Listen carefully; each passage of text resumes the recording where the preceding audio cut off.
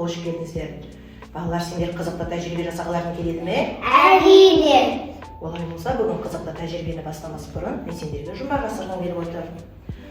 Су мұз болып қатады, жерде қар жатады, боран борап соғады. Бұл қай мезгілде болады? Қыс мезгілінде болады. Өте жақсы дұрыс айтасыңдар. Ал қыс мезгілінде ауа райында қандай өзгешеліктер болады? Боран соғады, аяз болады. Аяз терезеге өрнек салады, қар жауады, су мұз болып қатады. Өте жақсы дұрыс айтасыңдар. Олай болса, балалар, бүгінгі тәжірибемізді мұзға арнамақшымыз.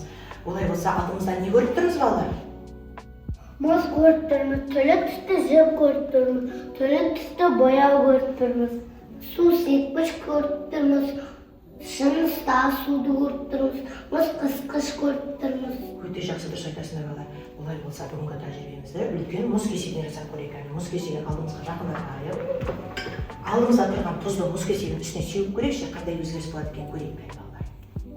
Не байқап жатсыңдар? Не байқап жатсыңдар? Ой, менің мұзым еріп, кішкене жолармен тесіктер пайда болды. Өте жақсы.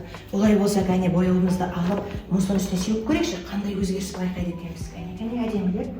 Ой, менің бояуым тарап, әдемі хрусталға ұқсайды. Өте жақсы дұрыс айтасыңдар, бояулар тарап, әдемі неше түрлі хрусталдарға ұқсап жатыр, жарай ма? Олай болса, келесі тапсырмамызды орындап көрейік. Ол үшін алдымыздағы екінші мұз кесегін алайық.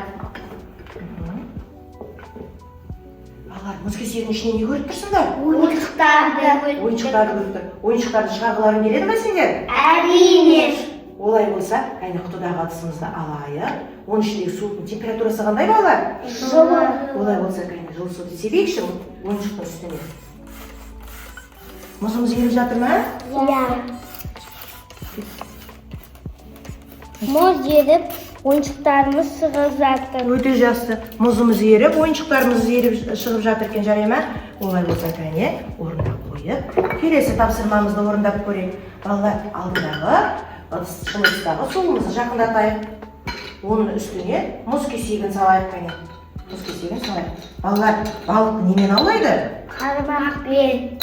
Ал біздер мұз кесегін жіппен аулап көрейік, жарай ма? Иә. Саламыз мұз кесегін. Енді алдымыздағы жібімізді алып, кәне көрейікші, жібімізді алып, мұздың үстіне жүргізіп көрейік. Аулана ма, ауланбай ма балық құсы?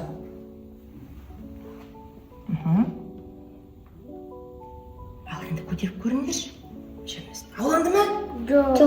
Ауланған жоқ. Ол аулау үшін біз енді жасаймыз қызық тәжірибені. Кәне мұздың үстіне жүргіземіз жібімізді. Оның үстіне, жіптің үстіне тұзды себеміз. Жіптің үстіне тұзды мұқият себеміз, балалар. Әйтпесе сиқырымыз жасалын, байғылар тәжірибеміз қызықты. Өте жақсы, жарайсың.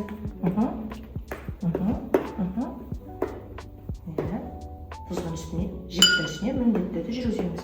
Енді балалар сәл күтейік, кәне. Орнына қояйық тұзымызды, кәне. Сәл оңға дейін кәне санайықшы, кәне.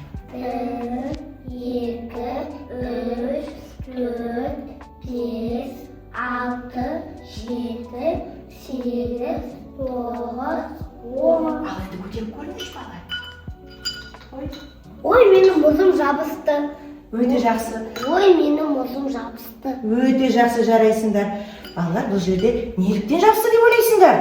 Өйткені тұз мұзды ерітіп жіпке жабыстырды.